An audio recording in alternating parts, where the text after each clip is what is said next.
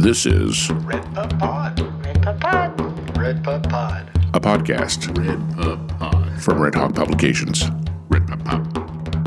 RedPubPod. Good morning, good afternoon, or good evening out there in podcast land, and welcome to another slam-packed issue of RedPubPod. I'm here today with Patty Thompson, who is our, what is it that you do again? Remind me. Acquire manuscripts. Oh. Acquisitions. Acquisitions. Also, running the boards today is our grand poobah of the program, Richard Eller. So say hello to everyone. Here on a technical mission We need you. We need you so much. is my main We're cause. just going to make sure that everything makes it to tape where we can actually take it to air, because sometimes we record things and they don't record. They wind up in the ether somewhere. But it's a very special episode of RedPubPod today because we have with us here our local bistro owner and one of the sponsors of our podcast, Scott Owens, the owner of Tasteful Beans Coffee House located in downtown Hickory. What are your hours down there, Scott? Roughly 7 to 6, a little bit shorter on Saturdays and Sundays. 7 to 6, Monday through Friday, a little bit shorter on Saturdays and Sundays. Got wonderful coffee, got wonderful good-for-you food. I especially love his chicken salad and on your those little croissants that you do. Good stuff. You don't have to count all your calories and you don't have to count all your carbs. You can let Scott do it for you before it makes it to the plate. So we're also here today to celebrate a couple of new releases from local poet Scott Owens. We've got Augury of Birds that he did with local photographer Joe Young, and we also have a book of haiku called Eventually. So all of these books are available at RedHawkPublications.com. One of the things to remember is Eventually is a special edition. It is not receiving the national distribution that the other books do because we made it right here on the campus of Catawba Valley Community College in our print shop. It is a limited edition, and it can be ordered from our website, but you can't find it on Amazon or on BarnesandNoble.com. And we deliberately did that because of the design and shape of it, correct, Robert? Yes, Yeah. it's a nice little Yeah. book that you could like fit in a jacket pocket, and you could take it with you and basically have you a haiku a day. How many haiku are in there?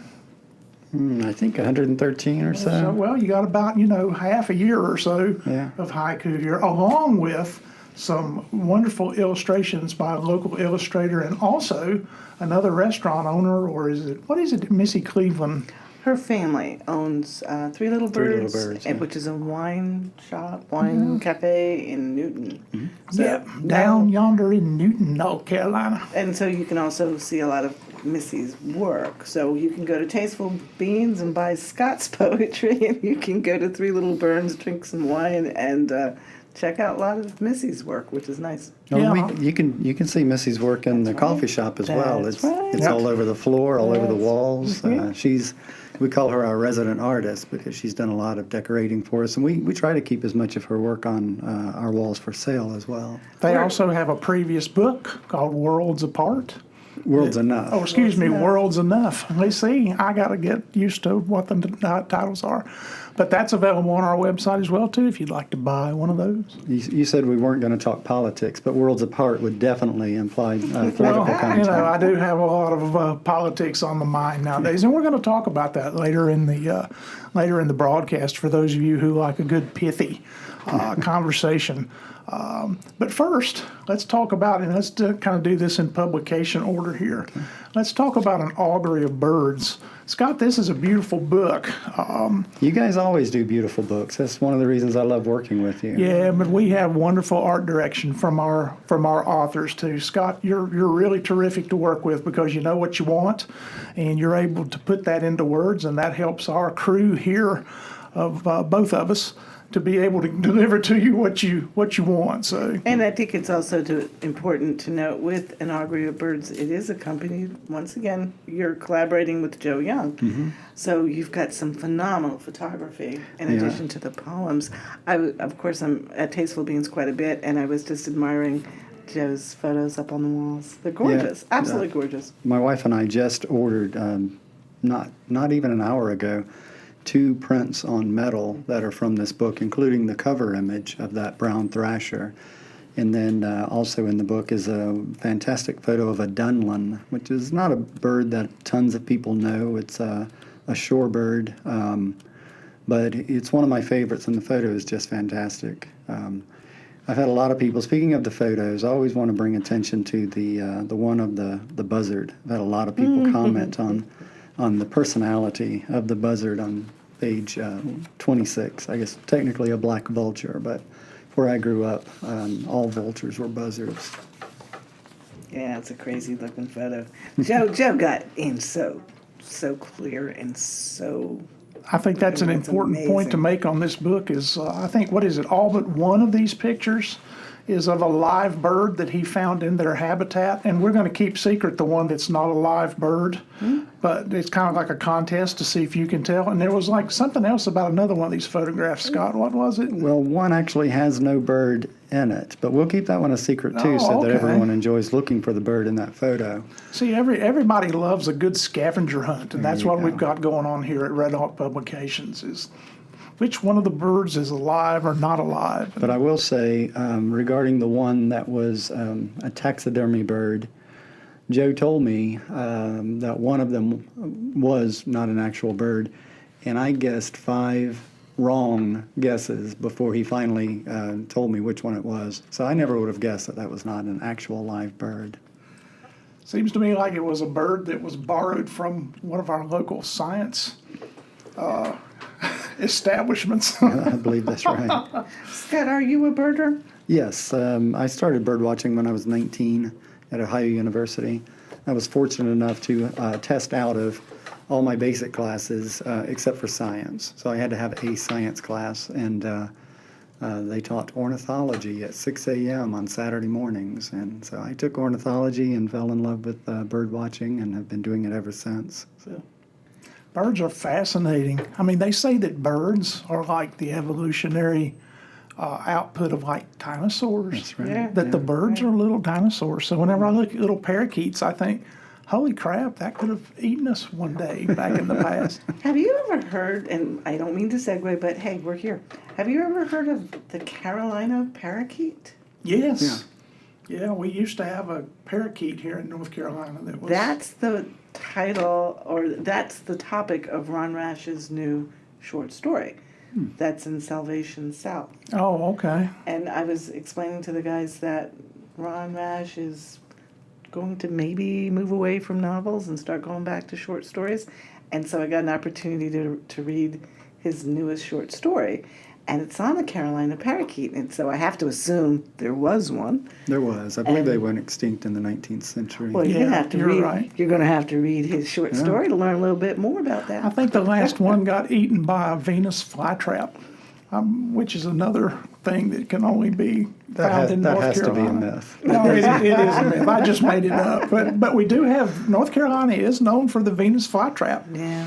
You know, they like grow on the East Coast and they're a protected plant. And all So this. So. having been, you are a birder. How many birds have you documented yourself? Or how many birds have you I am seen? not as intense a bird watcher Okay. as some people. I am at, I think 346 currently. But you have people who travel all over the world. We have a regular customer at the coffee shop. I was chatting with him about the book, and he told me he was over 1,000. And I said, how is that even possible? And he said, well, you know, I take an annual trip to Costa Rica, to Puerto Rico, to various places all over the world in order to see birds that he hasn't seen before. Wow. He has more money than I do, for one thing, so, And more time. and more time. Yeah. I think that must be marvelous to do nothing but let's go look at some birds. You know, it's like, that would be so love it. cool. It's funny, as I just opened up this book, I actually ran into one of your haikus in this book. So despite the fact that eventually is a book that features all haiku, Scott, you have had haiku in numerous books. I have. I mean, I think like most people who write haiku, it's not something that you do just for a book. You do it throughout your life. Haiku is, well, the title eventually actually is related to how I think of haiku. Every haiku is an event. It's a moment. you see something that causes you to be impressed or to have some realization. And so you want to jot down just the essentials. And yeah, that's where haiku comes from. Been using them periodically in each of my books along the way, and finally felt like I had enough to put an entire book together. And I remember growing up in school, it was always 575, if I'm not mistaken, 575. And you're not really strict on that. No, and there's plenty of people who would argue about the exact definition of a haiku. Going back to its origins some 800 years ago, it was supposed to be 575.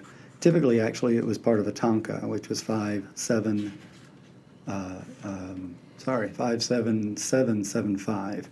And you're talking not really about syllables, but about Japanese on, which our closest translation to that is sounds. So in the English language, a syllable is the closest thing that we have to a sound. But there is a difference, and so quite often with Japanese haiku, they will be very much shorter than typical English haiku. Sometimes it works the other way, and the Japanese haiku will actually be longer, but for the most part, they tend to be shorter than English haiku.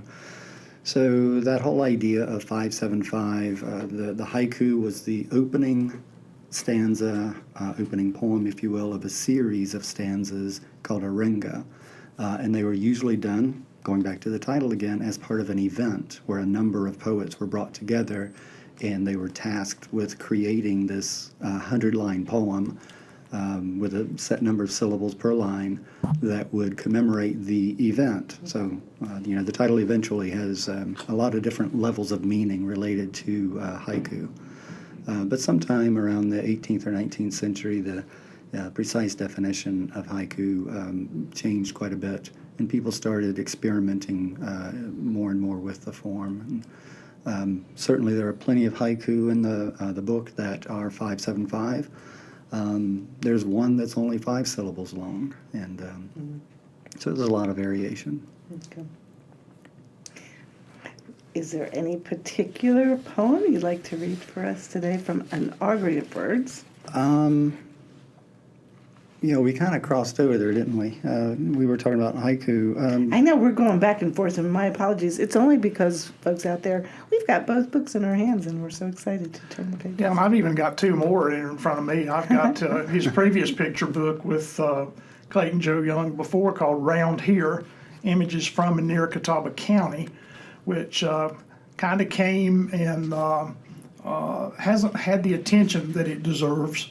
An 8.5 by 11 book of full color photographs from around the area taken by Joe Young. And also you worked with Lenore Ryan's students to do a new issue of Cantos, their literary journal, this past year too. And I'm very proud of how this turned out.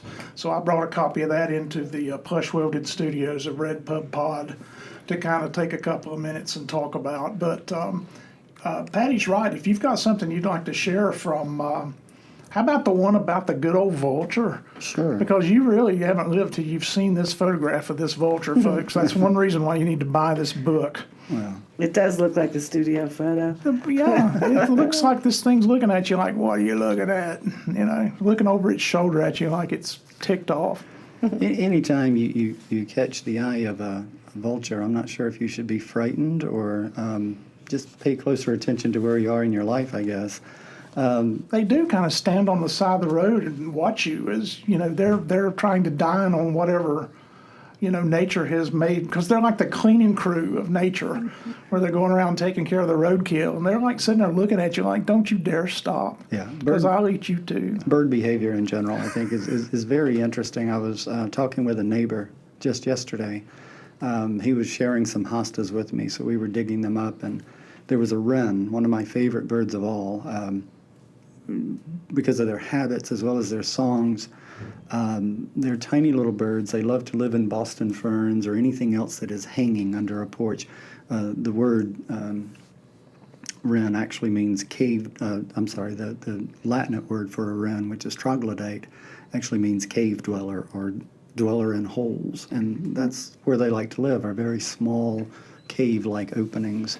Our front porch has 4 little corners, and every night when it starts to get dusk, if you open the door and look out, each corner has got a little wren in it with its little head and its little wing, and they sleep there. Yeah. And then they build nests in every hanging plant that Ann ever hangs on the front porch. She'll sit there on the sofa and go, "Darn you, don't you build, oh, look at you building a nest in my plant." So We had one that built a nest in our mailbox at the house we lived in previously every year. So come spring, we would prop the lid up and leave a little note for the postman to, hey, don't put mail in there, just put it on the floor, because we wanted the wrens to have their nest back. Oh. And they came back every year. But I it's love, like you adopt them, or they adopt you, one of the two. and I love the way the wrens have a variety of sounds that they make. And when you see how small they are and how loud they are, it's just unbelievable that something that small can produce a sound that loud. But they're awesome. We were talking about buzzards, though. So I grew up on a chicken farm, and buzzards, of course, love chicken farms because on any farm, something's always dying, and buzzards are always there to help out. So this is buzzard.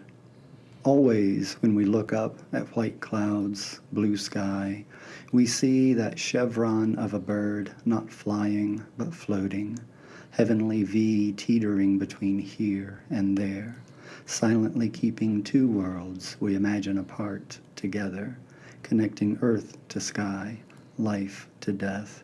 Checkmark that says everything is as it should be, none will make it to eternity. Fear of your inevitability, our greatest motivation. Good work, nice and crunchy. I love that alliteration in there. Yeah. And it makes me not want to see a buzzard anytime soon. But they're so useful. Imagine what the world would look like without scavengers, if you will. We definitely need them. And as that the implication at the end of the poem is that yes, or throughout the poem is that yes, we need scavengers. We also need the inevitability of our own passing. That's what motivates us. None of us would do half the things we do if we were going to live forever. I certainly wouldn't. Yeah. Richard and I were just talking about that this morning. Sometimes it takes a little bit of kick in the pants to get you to get started in the morning. I got an interesting question about your selection of photos and your poetry. Like, what came first, chicken, egg? Like, did Joe have all the photos and then you came up with the poetry? Or was a little bit of you had the poetry, he took the photos? Or? Some 10, 12 years ago, Joe sent me a email with an attached file that had 30 or 40 photos in it. And he said, hey, have you ever considered writing poems based on photos? And I've written many poems over the years based on photos. We did an ekphrastic poetry series at the Hickory Museum of Art for a while, and a lot of poems came from photos. So I told him I would be happy to. And so that one clearly started with the photos. Now, I didn't know that Joe was expecting me to write all those poems in 2 weeks, but he wrote me back 2 weeks later. That sounds like Joe. So, The inevitability of death has come again. it was definitely motivating to get on it and get those written. And then when we did Around Here, I think that really started as my idea, but it was based on some of the photos that I had already seen that Joe had taken, and some other places that I had seen around town that I thought, those are just photo worthy. I'm going to write poems and then get Joe to go out and take the photos. So I kind of we would email him where I saw this image and see if he would go and take a photo. And so it was a little bit more back and forth. And then with an Augury of Birds, I already had so many bird poems, but I had seen that he had some wonderful bird photos as well. So I sent him a bunch of bird photos and said, hey, I know you already have photos for some of these. Can you look and see if you have other photos that would go with them? And if you're open to the idea of a third book, I'll send you some. I'll keep trying to write new bird poems, and if you'll send me any other photos that you have, I'll try to write poems to go with them. So it kind of initiated with me and with the poems, but then there was again some back and forth. And that is one thing to say about Joe, is Joe is a good collaborator with our poets, because he's also collaborated with you in the past on previous things. He's collaborated with Tim Peeler on our Henry River Mill Village series. Those were photographs that were taken and then poems written based on those photographs. And so Joe Young is a good collaborator when it comes to this kind of stuff, because his style of photography lends itself to that artistic interpretation. And I just noticed over the weekend that a sequel to West of Mercy has been released by Joe and by Tim. Yeah. They gave us a break and found someone else to publish it. So. So West of Mercy, which was a limited edition that we did very early in this program's life, now has a sequel. So look for that. What's the sequel called? Yeah. West of Mercy 2 is the West of Mercy. West of Mercy. I don't know. I don't remember. I just saw it and I Me was too. like, I didn't know this was coming out. So Now we're going to have to buy it. yeah, well, they probably won't have any left, because we only did 100 copies of West of Mercy, and I think that's the way they're doing this one, because they sign and number them, because they sign and number them, then they split them up, and one takes one, like the odd numbers, and the other one takes the even numbers, and then they That's good. Well, if distribute anybody's them. looking for a copy, I have a couple of at the coffee shop. West of West of Mercy. Mercy? Yeah, see, that's one that we don't have in stock, because it's a limited edition held by the Raise the price on artist. that one. Limited edition. I got another question about the collaboration. Were there any poems that you wrote about birds that Joe hadn't quite taken photos of and required him to Oh yeah, quite a few, and that's one of the. You were talking about how good it is to collaborate with Joe. He's a hard worker. Okay. So when I would send him poems, he would beat the bushes, if you will, trying to find that bird. Oh my gosh. And one that he couldn't find resulted in the photo of a not live bird. And another that he couldn't find resulted in the second photo that doesn't have a bird in it. And he must have given me at least a half an hour diatribe of how hard it is to photograph hummingbirds Oh, sure. wow. when we were working on this, That would be because his fun. hummingbird shot that's in here, he said he had to be patient beyond his almost ability to be patient, Well, as a because they don't birder- stop that much. As a birder, I've probably taken 1,000 photos of birds in my lifetime, and not a single one of them is as good as the worst of his photos in Yeah, this see, book. that's what's incredible about this, is these look like staged photographs, but they are actually out in the field. I mean, there's a beautiful photograph of an American bald eagle kind of sunning its wings, and it had just taken a dip into a lake and then wound up in a tree, and it puts its wings forward, and it's sitting there drying itself off, and it's kind of just like Joe said that it was posing for him. So he got some shots of it, and it's a gorgeous photograph in this book if you love birds. And you are selling these Joe's prints at Tasteful Beans. Yeah, we still have quite a few of them up there. And you also, of course, are selling the books at Tasteful Beans. So we do encourage folks to go down there and get those books. And we have them on RedHawkPublications.com, just in case you don't have an easy way to get to downtown Hickory. Because this podcast is brought to you by Tasteful Beans Coffee House in downtown Hickory. Indeed it is. Now, eventually, this is not the first haiku collection we've done. We actually did another one with Beth Copeland, Oh, cool. which features all tanka. So, and I think it's called Shiburi Blues. Shiburi Blue, yeah. Yeah, it's because in the backyard of her home is a mountain peak that she takes pictures of all the time, and it reminds her of Mount Fuji. So every one of her tankas is accompanied by one of her photographs of the mountain in her backyard, which I forget the name of. That's cool. But yeah, it is kind of neat. So it's kind of fun. We're getting 2 haiku books now. So one of the traditions in writing haiku is that you have to write about Mount Fuji. And of course, I don't live in Japan. I've never been to Japan, so writing about Mount Fuji for me would be a bit of a challenge. But I did kind of sneak it in. Let's see if I can find that one. Has real quick. anybody ever written a haiku about Godzilla? It'll be a haiku about a kaiju. Do you know there are so many haiku? I guarantee you that more than one person has written a haiku about Godzilla. Okay, good. That makes me feel good for Godzilla.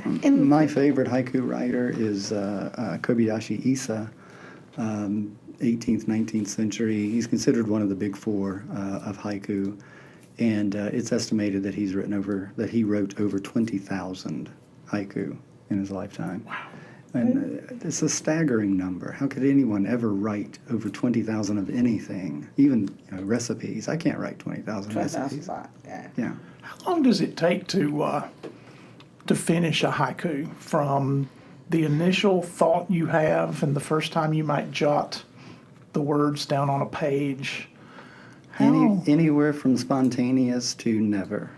Okay. So some of them never make it to gestation, to fruition. Never finished. Okay. I may decide, okay, that's as good as I can do with that, and I'm going to send it out, I'm going to publish it. But years later, I might realize, oh, no, that would be better if I make this little change. So I'm going to go back and change it. And the only reason any of them are ever completely finished is, the poet dies, and that's pretty much the end of it. But up until then, I think everything's eligible to be rewritten, revised. So in your copies that you carry around to read from and stuff like that, do you ever find yourself jotting changes? And most of my books are full of revisions, and it's one of the reasons why, if I published a book or a poem in a book 10 years ago, and I'm working on a new book where I think that poem is relevant, I'll probably use that poem again because it'll be different than it was 10 years ago. So. And his poetry, it's a living, breathing thing. It definitely still has. Well, Walt Whitman published the same book like how many times? 19 times. 19 times, Leaves of Grass. He would put poems back, he would take poems out, he would rewrite them.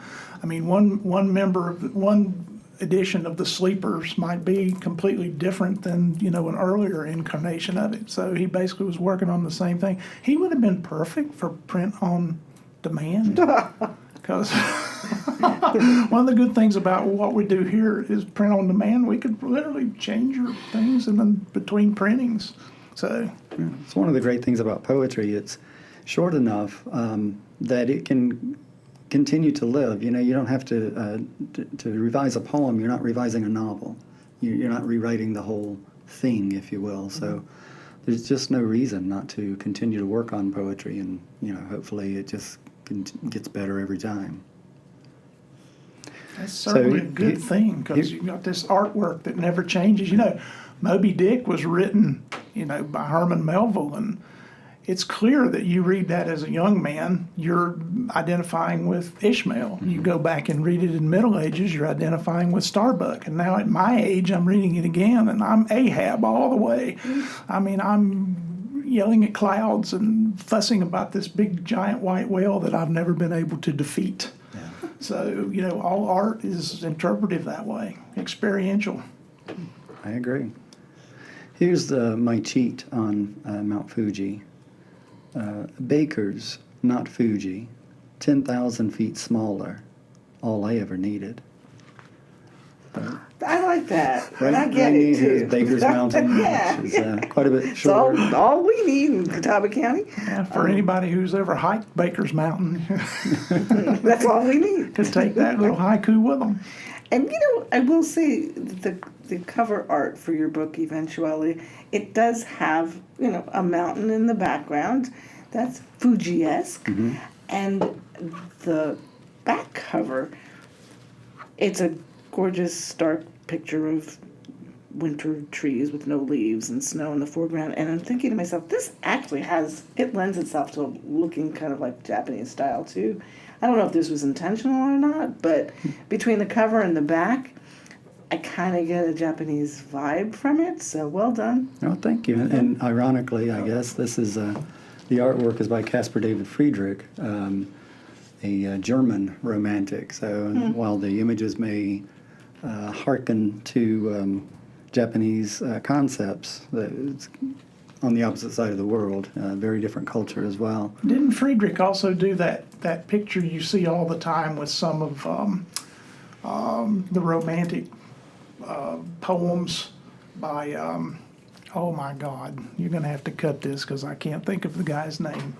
You got Byron, Shelley, Keats, Wordsworth. Wordsworth. Where Wordsworth is supposedly standing with his back to the artist, and supposedly it's supposed to be Wordsworth because it's always put with the one about the yellow. On the beach or in the mountains? In the mountains, the Okay, one yeah. about the yellow flowers. Yeah. Oh, the daffodil. The daffodil poem, you always see that, and because when you directed me to get another, to use this art, because we also used art by this same artist on your World's first book Enough. that you did with Not us. World's Enough. Stars. Stars. Sky Full of Stars Sky and Dreaming. Full of Stars and Dreaming. Yeah, also has a Frederick Yeah. cover. Yeah, on that it. one, Monk at Sea, is probably my favorite work of art ever. And I just think it expresses a sort of romantic existentialist concept of human being. That seemed perfect for that book, and probably, if I could put a work of art on my headstone at the end, that would be the one I'd want to put on there. But Friedrich in general has that same kind of lonely resistance, if you will. As you commented on the cover of Eventually, that lone tree with fields spreading out behind it, leading up to these mountains, that tree to me is very human-like. And I like how on the back cover, he's taken the pains to show where a human being has literally cut the limbs from the trees, which usually, an artist is making a tree full and it's as complete as it can be. But here we have, trees that have been trimmed back either for, branches to start a fire or for some other reason, which I think makes them kind of lonesome. Well, and choosing fulsome. that painting was very intentional. On the one hand, you have the three trees, which could represent the three lines of a haiku. And as you're pointing out, you've got that interaction of the natural world and the human world. And, of course, that plays a big role in haiku, where you're really trying to capture an experience of nature that is intuitively linked to the human condition. An event, a moment. And so I felt like that image. And we have definitely had quite a few moments here lately that have had us all questioning our existentialist. Because how do you do it, Scott? How do you keep your art alive when the world is pounding you with all kinds of stuff that just, puts you off your game and distracts you? But I would like to put out there that would make you even more creative, right? It's a possibility. Right now there are so many creatives out there that we need to encourage to continue to create. When you get frustrated or, feeling like you got to lick some wounds, does that make you more prolific, or do you take a little break from your writing? I don't think I ever intentionally take a break from writing. I may get overwhelmed with the daily necessities of life. I don't get overwhelmed with the conflicts, if you will, of life, the things that bother us. Those do send me to the notebook and cause me to write more. And I think it's very important that artists, not just writers, but artists in general, respond that way. It's too easy for voices to get lost otherwise, for perspectives to get lost out of fear, dread, whatever emotion might be dominant at that time. And I think right now our artists feel, our creatives feel. And so they really do need to use this time to, kind of stiff upper lip time, get back to the drawing board, literally, figuratively, doesn't matter what kind of art. But I think it's really important for them to document and archive their feelings and what we're going through. And I will put in the description of this podcast a really good article that's kind of a call to action for artists to do just that.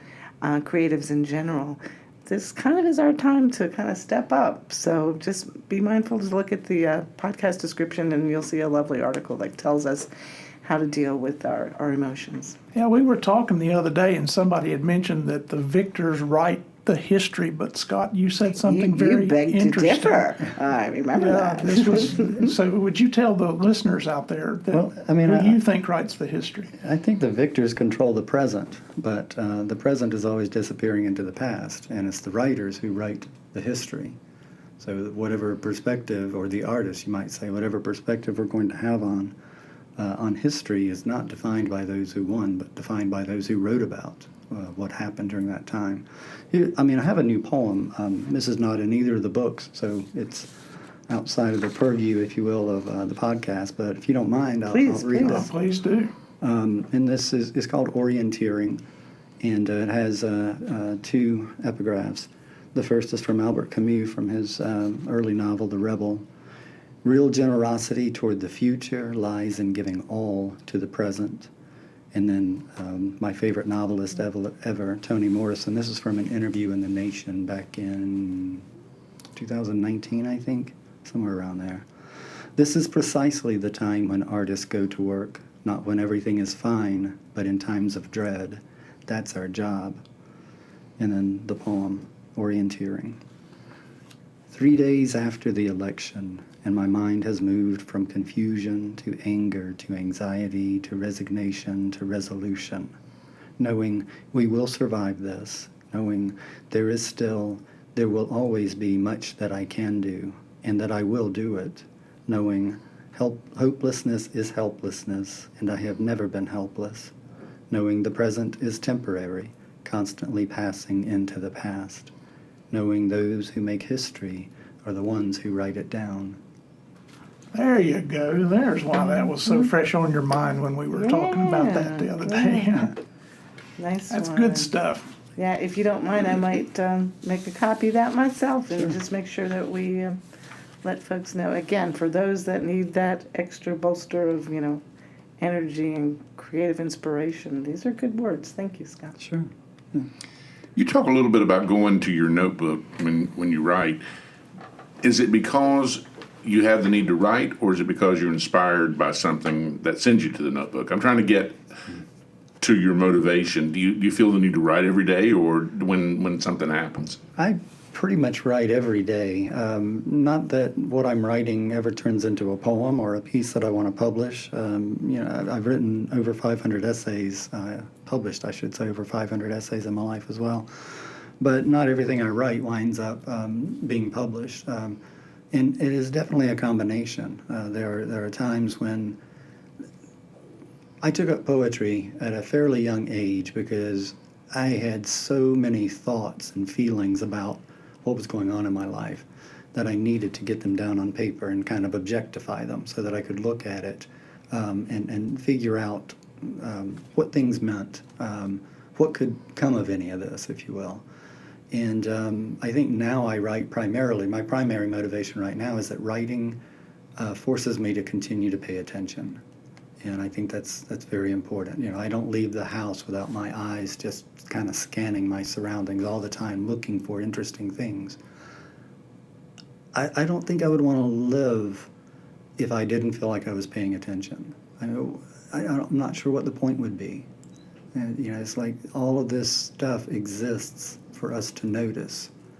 So I just want to make sure that I'm paying attention. And the fact that anything can be turned into a poem just keeps me constantly paying attention. But yes, even today, when I need to figure out things, how to respond to things, why do I feel this way, that can also drive me to write. And oddly, the most Googled search on Election Day was, did Biden drop out? So lots of people had not noticed what had been going on in the country since June. Wow. So, you've got folks who want to notice and record and pay attention, and then you have folks who are able to not do that. I don't know why we would want to not do that. I don't either. I guess that's one of the big things about artistry is the unexamined life is not, as you said, worth living. You got to be plugged in one way or another, right? Plugged in. Yeah, you say in one way or another. I certainly think you don't even have to have access to the internet to pay attention to valuable things going on around you every day.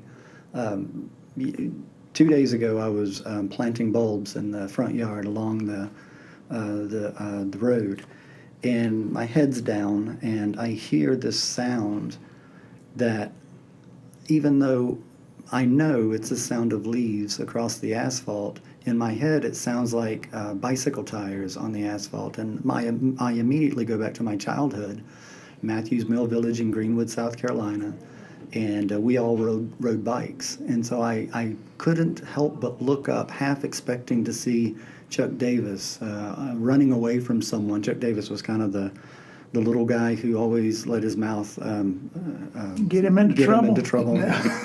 So I expected to see Chuck Davis running away from someone, or Tracy Harbison, who was kind of the local baseball hero, on his way to another baseball game, riding his bike.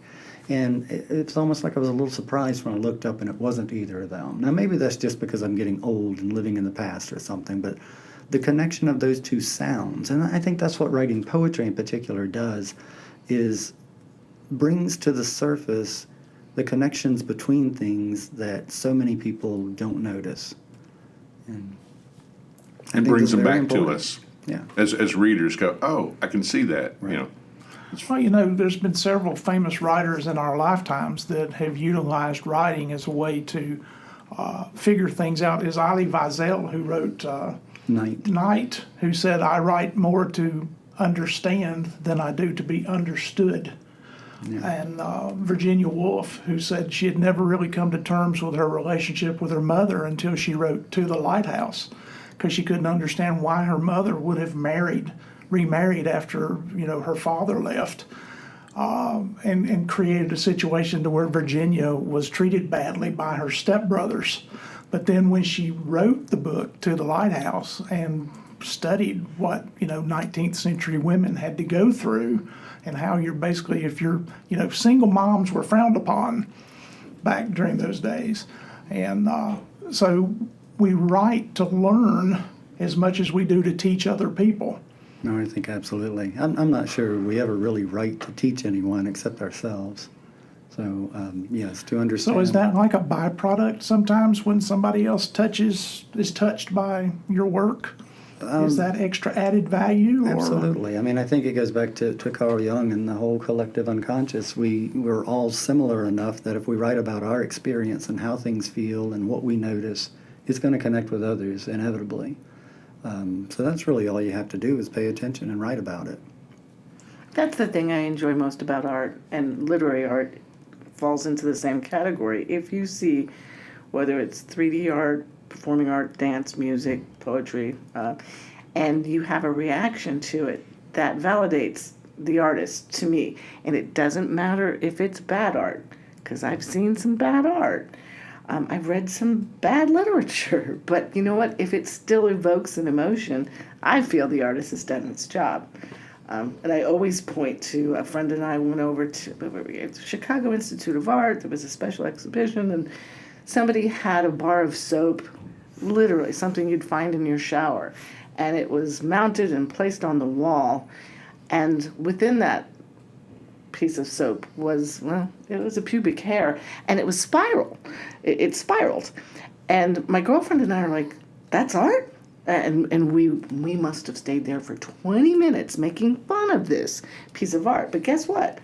It got our attention. Yeah. And I'm sure if the artist had been there listening to what we were saying and we were making fun and having fun with it, I still remember that. Yeah. Well, it's like a banana duct taped to the wall. It's reactionary in its way. That artist did its job. And again, when you read some poems and they really resonate with you, what might resonate with me with one of your haikus, and it might, Robert might have a different reaction to it, but that's also the beauty part too. Well, I tell my students the only rule of writing is that it has to be effective, which by definition means that it has an effect on the reader. That effect can be anything from shock to an emotional response to feeling like you've got to jump up and go take care of business. So we're not all after the same effect with the things that we write. We just want it to have an effect. And quite often the writer can't even predict what effect it's going to have. It may not have the effect that they wanted it to have. But still, you know, you look at something, you read something, you said you stood there for 20 minutes looking at this bar of soap. Yes, we did. That's definitely an effect. So it was an effective work of art. And we still talk about it 40 years later. Yeah. So, And isn't the first effect to have on the writer themselves, because you're the one creating the art, but also you're the one that's putting it forth. Sure. And if it has an effect on other folks, then, you know, it's met its place in the market, but it's got to have a first effect on you. Absolutely. I mean, it's got to strike you as worth spending time on. There's got to be some significance to it. Whether you fully understand that significance or not, you know that it is moving your brain to think, moving your emotions to feel. It is moving some part of you. And that another thing I tell my students, perhaps, you know, I emphasize paying attention, and I say, and there's nothing more important than paying attention to your attention. If something grabs your attention, then that means there's something there. So write about it, get down some details, try to figure out what's going on. And even if you never figure out exactly what's going on, maybe you'll have enough details that your reader can figure out what's going on. So give them a chance. What I would not give for a society where we all practiced metacognition, where we thought about our thinking Yeah. and traced where our perspectives come from. You know, not only do we weigh how we've reacted to that art, but we ask ourselves, where did that reaction come from? How has it been informed? How has my parents helped me form this perspective, et cetera, because then we would come to terms with, sometimes we would bend and change those perspectives in the way we see things. So, And if nothing else, we would at least be able to appreciate the value of more things that we take for granted, like birds, for example. right. How many of us actually pay any attention to birds? But you know, if you go back through the history of literature and philosophy, birds have been, you know, the title of this book is An Augury of Birds, the foretelling, if you will, of birds. Birds have been seen as signs of various things throughout history. And of course, in the world of science and nature, they're still signs. Just last week, the first white-throated sparrows showed up in my backyard. What does that mean? Cold's coming. They don't show up until it's just about ready to get cold. And they utilize the canary in a coal mine for a reason. Absolutely, yeah. Birds are so cool. We've got like a really nice little setup in our front yard. You can see it from where both Ann and I sit in the living room. Got a four-legged thing set up, and it's got all kind of suet cakes in it and all kind of walnuts and things like that, with a little skirt to keep the squirrels. And the squirrels will come and get on that pole, and they'll try to go back and forth to try to wrench it out of the ground. And at the same time, the blue jays are attacking the squirrels, going like, "You're not going to mess up this good thing we got going here, don't squirrely." play with blue jays. That's what I learned early on. They will mess with you. If you guys don't mind, I'm going to do a little advertising for something that Redhawk Publications is doing. Scott, you probably heard this past semester we had our very first creative writing class that was offered, and Rhonda Browning-White was the instructor, and they ended last Thursday. And we're going to do it again. So in the spring term, anyone out there who might be interested will be offering 2 classes. Monday evening with Charles Fox, and it will be film writing and screen adaptation. And then on Thursdays, we'll also continue with a writing workshop with Naria Deckard being our instructor for that one. So we'll have 2 classes, and they're filling up already, and I haven't even gotten anything down on paper I or was about press to say, we release. haven't even put the sales up on our website yet. You'll be able to find the openings for these classes at redhawkpublications.com. It's just like ordering a book. It'll have the cost of the class, and you can sign up, put your credit card in there, PayPal, whatever. That's the way we did it last time, and it worked out real well. So be looking for those on our website. I'll get those up as soon as Miss Patty gives me permission and all of the numbers to put up there. So, And also, okay, because Tasteful Beans is our sponsor, I just noticed you guys are serving tea. Oh, yeah. Yeah, we Have you been doing that for a while, by the way? We have, yeah. Ever since we acquired the shop, we've had, I think, Hickory's largest selection of tea, and it's only grown. We have about somewhere between 80 and 100 different varieties of tea. Black tea, green tea, white tea, pu'er, which is an aged smoked tea. But you actually are doing formal tea service. Oh, the formal teas, yeah, That's something that's a new Claudia and I thing. will do. Yeah. Yeah, we finally got the little three-tiered plate where you can have some goodies as well as to go with your pot of tea. So Oh, that sounds too fancy for me. For an afternoon formal tea. I was about to Because say- that's part and parcel of that, yeah. I'm a truck driver's son. I don't. Well, my tea has to be cold and sweet. well, we have that too. Not if you go to a tea room, I can attest to that. Well, if anybody hasn't said so before, and I'm sure Going they to an have, opium den. we thank you for sponsoring RedPubPod because it really makes all the difference. Plus, the fact that you're one of our best outlets for Redhawk Publications books, we very much appreciate that. Oh, no problem. I'm happy to do it. It's, I enjoy these podcasts. I wish I had more time to listen to them so that I never missed any, but I enjoy all the ones that I've listened to, and I love coming on here. Thank you, Scott. We'll fix it up so you can broadcast them in the in your shop during tea time. Yeah, that's a good idea. We've always been threatening to do a live pod at I Tasteful can't think of a Beans. better way to run the customers off right there. I mean, you might as well say that there's a mouse in the kitchen because people will get up and leave. We should do a live broadcast from the coffee shop sometime. And you know yeah, what? we would love to do As that. a matter of fact, we've got Poetry Hickory that's celebrating something very important next year, right? Next year, 2025 is your how many 19th year. 19th. Yeah. 19th year. Yeah. Okay. So 2 years away from one of those landmark dates or Okay. landmark times. Are you guys going to do anything special for your anniversaries or? I don't know yet. I've been playing around with the idea of doing sort of a best of anthology, reaching out to all of the featured writers we've had for 18. Well, it'd be 20 years then, and seeing if they'll share a poem with us to put in one Oh my collection. God, we would publish that. Wouldn't that be something? Because you could start that kind of now because you'd have 18 months to Publish to that. plan. Hold it That's together. awesome. Yeah. Yeah, because That's a great idea. it's a major thing to say that you've had a program going on 18 years straight. I've been very pleased I with mean, that's Poetry Hickory. amazing. And didn't you have a lot of people at the last one? We did. We kind of top out around 40. We might be able to push it up to 50 people, and we had over 40 at the last one. That was the reading for the Poetry in Plain Sight program, That's right. where they take they put the poems on posters and put them in shop windows. I think it's up to 15 cities now in North Carolina. So Yeah, I ran into Bud Kaywood the other day down in Bethlehem, and he said that you've abandoned going up on the stage now. Yeah. That you now use toward the windows corner. as the stage, and everybody, the way you've redone it, it's actually more comfortable and you can get more people. Yeah, we get a It's few still more seats standing room only, but Wow. it's still good because when you run into Bud, you got to talk to Bud Kaywood.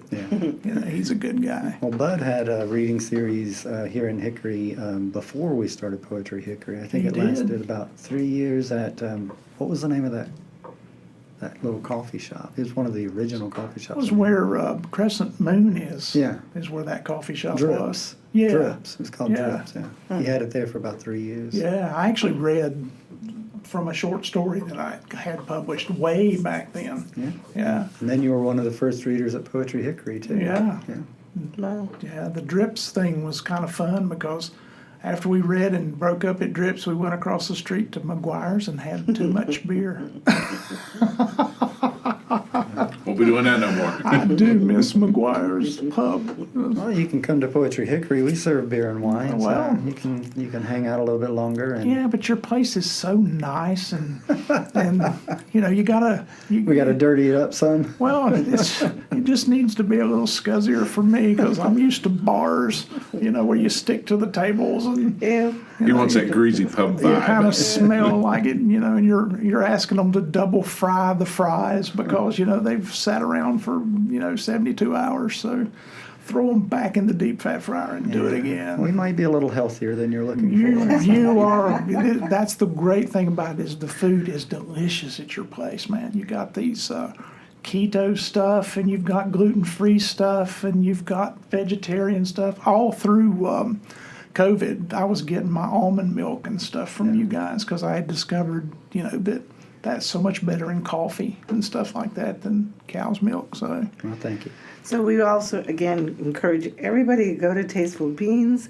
And also, just so that you know, we're going to have an author's workshop, not an author's workshop, a book sale. fair. Book fair. Yeah. Yeah. At the Catawba County Library on Saturday, December 14th in Newton.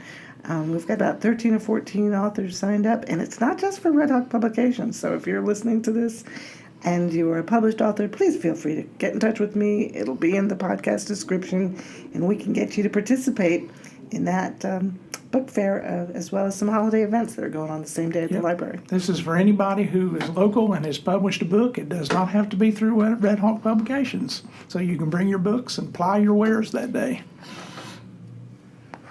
You want to talk about Jingle Bell Bash? Well, you know what? I will say this. The Jingle Bell Bash has a wonderful silent auction, and this year, Tasteful Beans is not only giving some wonderful items, but Redhawk Publications is collaborating with author Rhonda Browning-White and myself as an acquisitions editor. Our silent auction item is going to be 90 minutes of our time to discuss writing, the art of writing from Rhonda, and how you get yourself published by me, Patty. So that's actually a really valuable service. In fact, we even are encouraging people to give us their manuscript in advance. We'll even do some review notes for them. So that's something worth folks looking into.